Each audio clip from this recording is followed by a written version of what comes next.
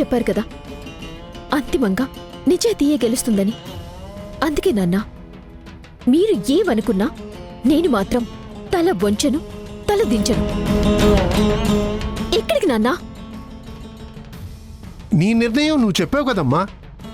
కనీసం నా కూతురు గురించి నేను ఆలోచించాలి కదా. అందుకే ఆ రుద్రాణి గారి ఇంటికి వెళ్తాను, వాళ్ళందరి కాళ్ళు పట్టుకొని బ్రతిమలాడుతాను. నా కూతురు తరపున నన్ను శిక్షించండి, తనని మాత్రం వదిలేయండి అని వేడుకుంటాను. అప్పటికైనా కనికరిస్తారేమో చూస్తాను. అలా చేస్తే మీరు తిరిగొచ్చేసరికి ఇక్కడ ఉండేది నా శవమే. జానకి, ఏంటమ్మా మాటలు? చెయ్యని తప్పుకి నిందని మోయకూడదు అనుకుంటున్న నేను, నా తండ్రి వాళ్ళ కాళ్ళు పట్టుకుంటాడు అంటే నేనెందుకు ఊరుకుంటాను? ఒక్కటి గుర్తుపెట్టుకోండి నాన్న, ఇప్పుడు మనం ఎడారిలో నడుస్తున్నాము. చుట్టూ ఇసుకే కనబడుతోంది. ఎదురుగా ఏదీ లేదు కదా అని ఆగిపోతే అదే ఇసుక తుఫానుగా మారి కప్పేస్తుంది. కాని ధైర్యాన్ని కూడగట్టుకుని అడుగు ముందుకు వేస్తేనే అవతల ఏముందో తెలుస్తుంది. ఇప్పుడు నేను చేసేది కూడా అదే. వాళ్ళేంటో వాళ్ళు చూపించారు, ఇన్ని ఆధారాలు సృష్టించారు. కాని ఎక్కడొక దగ్గర వాళ్ళ తప్పనేది బయటికొస్తుంది కదా, నిజమనేది ఒకటి ఉంటుంది కదా. ఆ నిజాన్ని నేను వెతుకుతాను, నా నిజాయితీని నేను నిరూపించుకుంటాను, నా సమస్యని నేనే పరిష్కరించుకుంటాను. అంతేకాని నువ్వింకొకరి కాళ్ళు పట్టుకుంటానంటే మాత్రం నేనూరుకోను.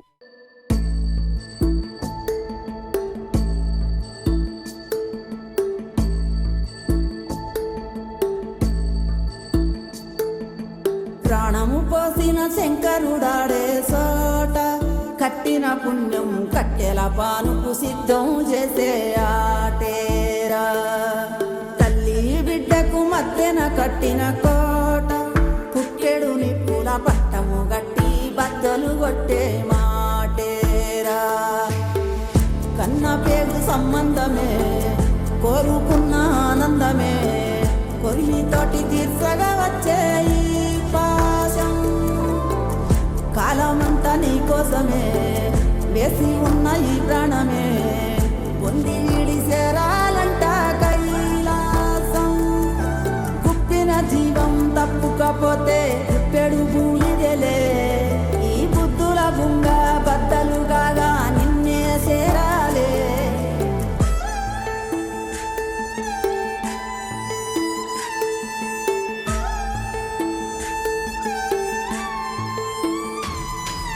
శివ శివ శివ శివ శివార, హర హర హర హర హర హర.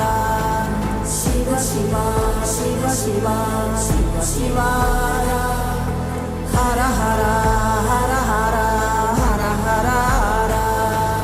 శివ శివ శివ శివ శివ శివార.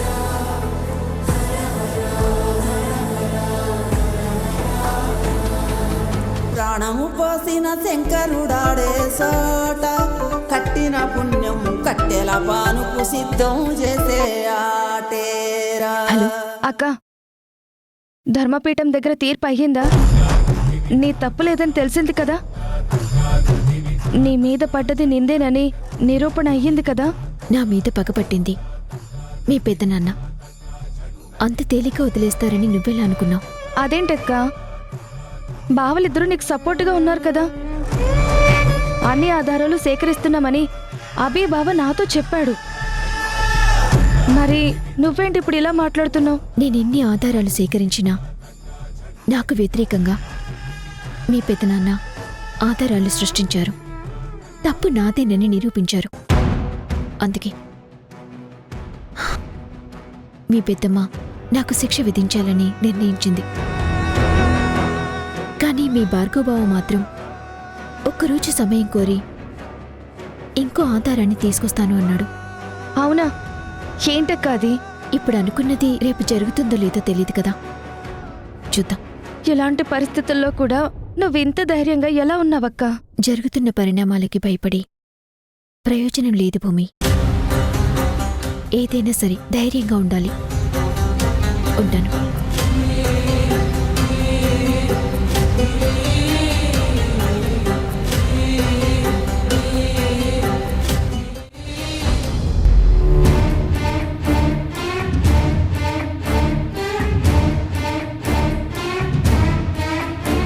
అదేంటి వదినా, వాళ్ళు చెప్పమన్నట్టే మనం చెప్పాం కదా, ఇంకా రాలేదేంటి? ఇది వాళ్ళ రాజ్యం, వాళ్ళు అనుకున్నదే జరుగుతుంది.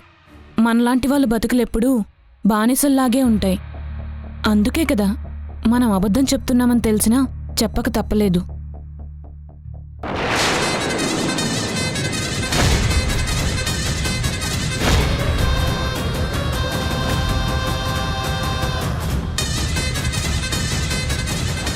నమస్తే బాబు.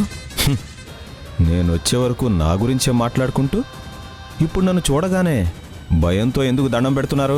మీరేమనుకుంటే అది జరుగుతుంది. మీ దగ్గర భయం భక్తులతో ఉంటేనే మేం బ్రతుకుంటామని అర్థమైంది. తెలివైన వాళ్ళు, అందుకే తెలివిగా ఆలోచించారు.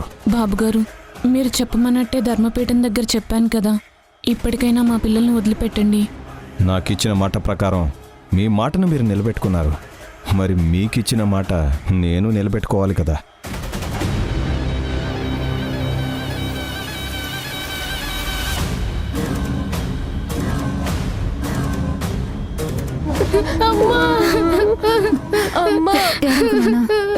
ఏం కాదు, నేను వచ్చేసాను కదా, మనం ఇంటికి వెళ్ళిపోతున్నాం. ఆపండి, ఎవరో చచ్చినట్టు ఎందుకు ఆ ఏడుపో? మీ ఇంటికి వెళ్ళి ఆడవండి. ఏయ్, పిల్లలు మీ దగ్గరికి వచ్చేశారు కదా అని మీ మనసు మారిపోయి మా వదిన గారికి కానీ ఆ భార్గవ్ కానీ నిజం చెప్పాలని ప్రయత్నించారో, మీ పిల్లలు ఎక్కడ ఎప్పుడు ఎలా మాయమైపోతారో మీ ఊహ కూడా అందదు. అమ్మగా మమకారం మీ పిల్లల మీద చూపించండి. జానకి మీద పడింది నింద, మనం చెప్పింది అబద్ధమే అని బయట మాట్లాడుకుంటే చెప్పాను కదా, చివరికి మీకు కడుపు కోత మిగులుతుంది. లేదు బాబు, ఇందాక మనసు చంపుకుని అక్కడ అబద్ధం చెప్పాము. మా పిల్లల కోసం ఇది చేశామని మాకు తెలుసు బాబు. ఎక్కడా నిజం చెప్పం. వస్తాం బాబు.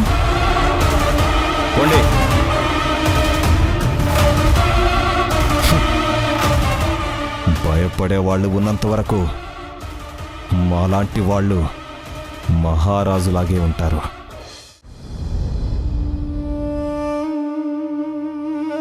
భార్గవ్,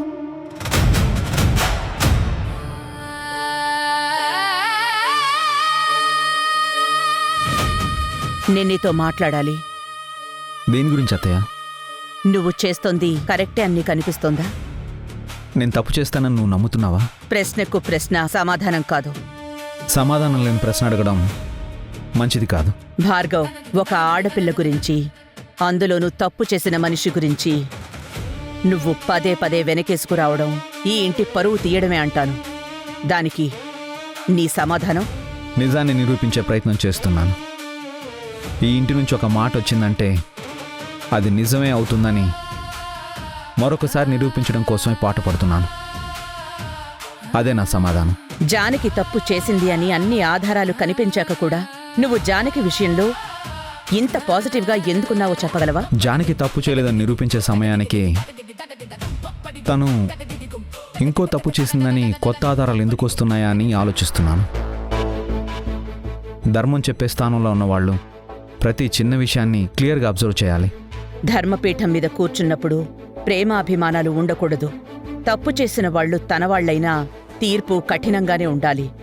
అది ధర్మపీఠం మీద కూర్చున్న మనిషికి ఉండవలసిన ధర్మం.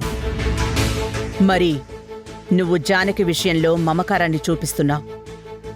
అది మంచిదేనా?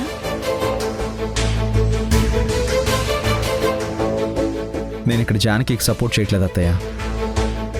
తన వెనకాల జరుగుతున్న కుట్రల గురించి ఆలోచిస్తున్నాను.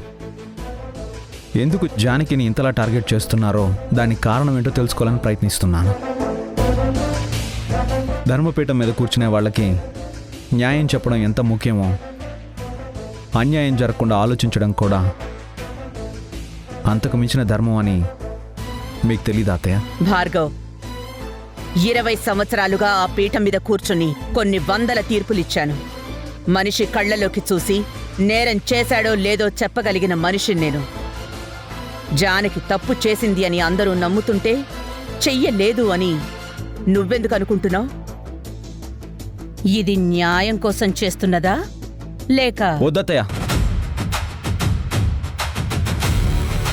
నువ్వు నా గురించి ఇలా మాట్లాడుతుంటే నేను తట్టుకోలేను. వరహాల విషయంలో నేను ఇచ్చిన తీర్పు ఇంత కష్టమైన సమస్యని ఇంత సింపుల్గా నువ్వు పరిష్కరించావా భార్గవ్ అని ఆ రోజు నువ్వు నన్ను అన్నావు. అత్తయ్య, ఆ రోజైనా ఈ రోజైనా నేను సమస్య మాత్రమే చూస్తున్నాను. అందులో ఎవరికి న్యాయం చేయాలి, అందులో ఏం జరిగిందని తెలుసుకునే ప్రయత్నం మాత్రమే చేస్తున్నాను. అంతేకాని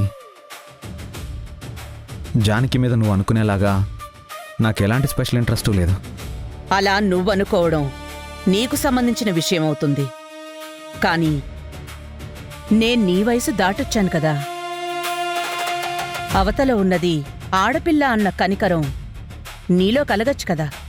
అలా ఎందుకు ఆలోచించకూడదు? అతయ్య, నేను ఇక్కడికి వచ్చినప్పుడు ఆ ధర్మపీఠం గురించి కానీ ఆ తీర్పుల గురించి కానీ నాకేమీ తెలియదు. కానీ ఇక్కడికి వచ్చాక నిన్ను చూశాక రేపు నేను ఆ ధర్మపీఠం మీద కూర్చుంటే అందరి విషయంలో సమానంగా ఆలోచించాలనే విషయం తెలిసింది. అది తెలిసాక నాకంటూ నేను కొన్ని కఠినమైన నియమాలు పెట్టుకున్నాను. తప్పు ఉందో లేదో తెలుసుకుంటాను, కానీ అక్కడున్నది ఆడో మగో ముసల ముతకనేది చూడను. న్యాయం మాత్రమే చూస్తాను. ఆ విషయం నీ మాటల్లో కనిపిస్తున్నా నీ చేతల్లో కనిపించడం లేదు. ఇంత పెద్ద బాధ్యత నీకు అప్పగించాలి అంటే మరొకసారి ఆలోచించే పరిస్థితి నువ్వే తీసుకొస్తున్నావు. అత్తయ్య, ఏదైనా జరిగేంత వరకు ఎవరిని నమ్మరు. నిజం బయటకొచ్చాక ఎవరిని నమ్మించాల్సిన అవసరం ఉండదు. నేనేం చేస్తున్నానో నాకు క్లారిటీ ఉంది. అది నీకు ఇప్పుడు తప్పుగా కనిపించవచ్చు, కానీ రేపు అన్ని విషయాలు బయటకొచ్చాక నువ్వు మారుతావని నేను నమ్ముతున్నాను. అత్తయ్య, నేనెప్పుడూ సత్యం వైపు ధర్మం వైపు నిలబడతాను, కానీ అధర్మం వైపు నిలబడను. అసత్యాన్ని ఒప్పుకోను.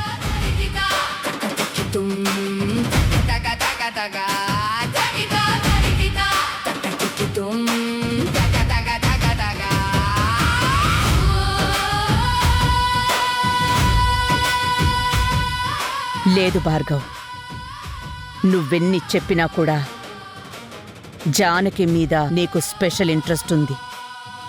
అది నాకు అర్థమవుతుంది.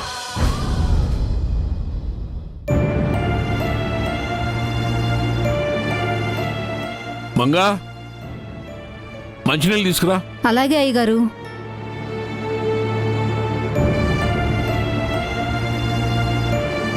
అయ్యగారు,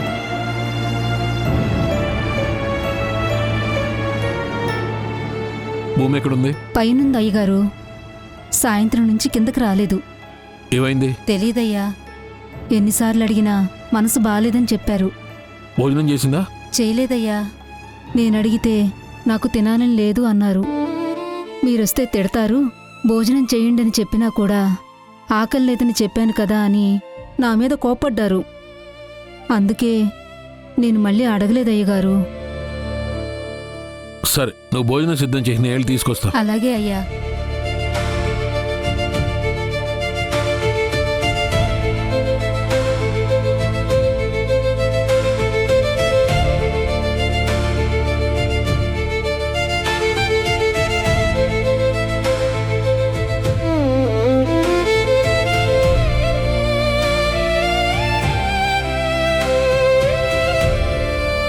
భూమి, ఏంటమ్మా సాయంత్రం నుంచి నువ్వు కిందకే రాలేదని మంగ చెప్తుంది? మనసేం బాలేదు నాన్న, అందుకే ఇక్కడే ఉన్నాను. ఏమైందమ్మా? ఒక మనిషి మీద కోపం ఉంటే కొట్టొచ్చు, తిట్టొచ్చు, లేదా మాట్లాడడం మానేయొచ్చు. కానీ మరి ఇంతలా పగ తీర్చుకుంటారా నాన్న? ఆడపిల్లని కూడా చూడకుండా ఇంతలా సాధిస్తారా? తలుచుకుంటూ ఉంటే చాలా బాధగా ఉంది. నువ్వు మాట్లాడే జానకి గురించేగా? మీకెలా తెలుసు? నువ్వు నా కూతురు అమ్మా. జానకి కూడా నా కూతురు లాంటిదే. తను నన్ను ఫ్రెండు అని పిలిచినా నాకు అచ్చం నీలాగే కనిపిస్తుంది. అక్కడ నా కూతురికి కష్టం వస్తే నేను ఇక్కడ తెలుసుకోకుండా ఎలా ఉంటాను? జానకి ఎలాంటిదో మన అందరికీ తెలుసు కదా నాన్న. ఆ ఊర్లో కూడా అందరూ జానకి గురించి అలాగే గొప్పగా చెప్పుకుంటారు. అలాంటి జానకి మీద ఇప్పుడు ఇంత నింద పడడం ఏంటో, ఇలాంటి పరిస్థితి రావడం ఏంటో తలుచుకుంటేనే చాలా బాధగా ఉంది. నేను మొత్తం విన్నానమ్మా. కానీ భార్గవ్ ఒక్కరోజు టైం ఇమ్మన్నాడు కదా, అంతవరకు మనం వెయిట్ చేద్దాం. అక్కడ ఏం జరుగుతుందో చూశాక ఒకవేళ నిజంగానే జానకికి అన్యాయం జరుగుతుంది అనుకుంటే అప్పుడు ఖచ్చితంగా ఏం చేయాలో అదే చేద్దాం. బావ జానకి అక్క పక్క నిలబడ్డం నాకు ఆనందంగానే ఉంది. కానీ ఇంత చేసిన వాళ్ళు ఈ ఒక్క రోజులో ఏమీ చేయకుండా ఉంటారా? బావ ఏమైనా అద్భుతం చేయగలడంటావా? భార్గవ్ చాలా తెలివైనవాడమ్మా. ఒక నిర్ణయం తీసుకుంటే అందులో గెలుస్తాడన్న నమ్మకం నాకుంది. ఇప్పుడు జానకి విషయంలో తను నమ్మాడు కాబట్టే నేనేమీ మాట్లాడలేదు. ఒకవేళ భార్గవ్ కూడా వాళ్ళ మాయమాటలు నమ్మినా రేపు పొద్దున ఇంకేదైనా జరిగినా అప్పుడు ఖచ్చితంగా ఒక నిర్ణయం తీసుకుంటాను. జానకికి ఎవరూ లేరని వాళ్ళు అనుకోవచ్చు. ఆ విక్రమసింహ చేసిన పాపాలన్నీ లెక్క కడుతూనే ఉన్నాను. ఏదో ఒక రోజు చేయాల్సిన సన్మానం చేసి తీరుతాను. నా కూతురు లాంటి జానకి విషయంలో అన్యాయం చేయాలని చూస్తూ మాత్రం నేను చూస్తూ ఊరుకుంటానని నువ్వెలా అనుకున్నావు? నువ్వేమీ తినలేదని మంగ చెప్పింది. అలా ఆకలితో ఉంటే ఎలా చెప్పు? పద.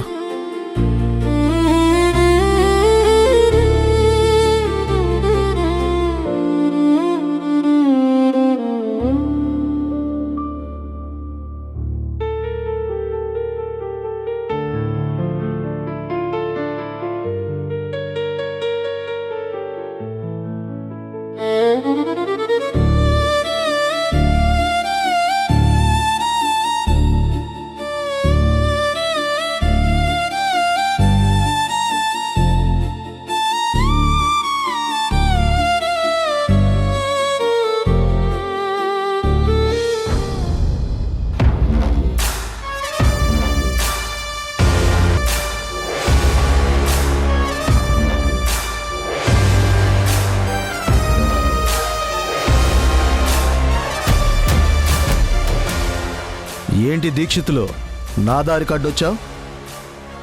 మీ దారికి అడ్డుపడేంత పెద్దవాణ్ణి కాదు బాబు, పేదవాణ్ణి. మీ దయాదాక్షిణ్యాల మీద బ్రతుకుతున్నవాణ్ణి. మిమ్మల్ని వేడుకోవటానికి వచ్చాను. మీరు ఈ దారిన రోజు వెళ్తారు కాబట్టి మీతో మాట్లాడదామని ఇక్కడికి వచ్చాను.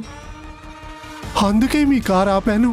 అదేంటి దీక్షితులు, నువ్వు దేవుళ్ళలాంటి మనిషివని అందరూ నీకు దండాలు పెడతారు కదా, మరి మీరు కదా గొప్పవాళ్ళు.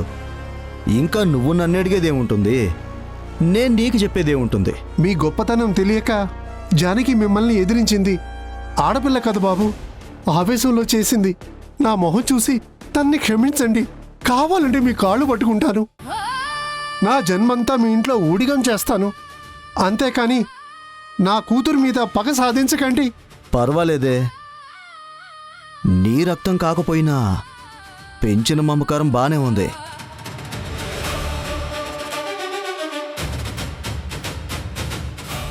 నీకున్న భయం నీ కూతురుకు లేదో, అందుకే తనని క్షమించాలన్న ఉద్దేశం కూడా నాకు లేదు. ఏంటి బాబు, నా కూతురు నా రక్తం కాదంటున్నారేంటి? తను నా బిడ్డే, నా ఇంటి దేవత, నా కంటి పాప. దీక్షితులు, నువ్వు మామూలు నటులాగా కనిపించట్లేదయ్యా. చాలా గొప్ప నటుడివే. జానకి నీ కూతురు కాదు, దక్ష కూతురు అన్న విషయం నాకు ఎప్పుడో తెలుసు. దక్ష కడుపున పుట్టేది ఎవరైనా సరే ఈ భూమి మీద ఊపిరితో ఉండకూడదని అప్పటి దుర్గమ్మకు చెప్పాను.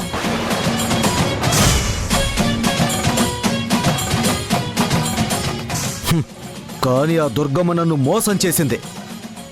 ఆ పాపని నీ దగ్గరికి చేర్చింది. ఆ పాప నీ ఇంట్లో జానకిగా పెరిగింది.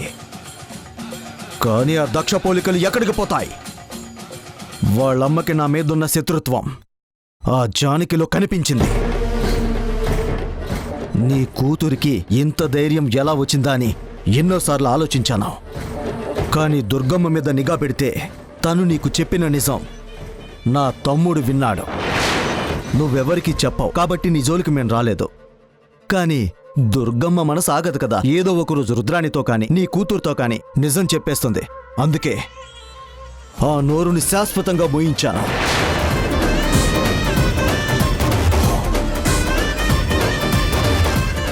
ఆ నేరాన్ని దక్ష కూతురు మీదకే తోసేశాను.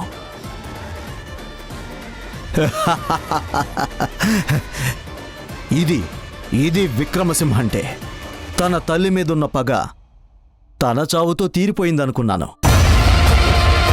కూతురు రూపంలో నాకు ఎదురొస్తూ ఉంటే నా పగని నేనెందుకు వదిలేస్తాను? అందుకే జానకి జీవితం మీద పగబట్టాను.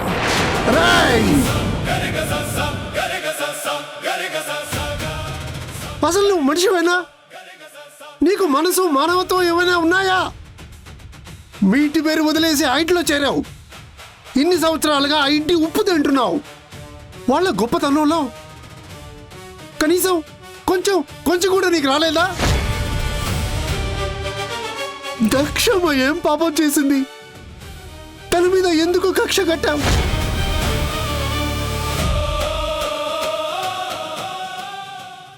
జానకి, నువ్వు ఎవరో కాదమ్మా. నువ్వు ఎవరినైతే అమ్మగా భావించి నీ బాధలు చెప్పుకుంటూ ఉంటావో అందరూ నీలో ఎవరి లక్షణాలు ఉన్నాయని చెప్తారో ఆ దక్షమ్మ కూతురువే నువ్వమ్మా.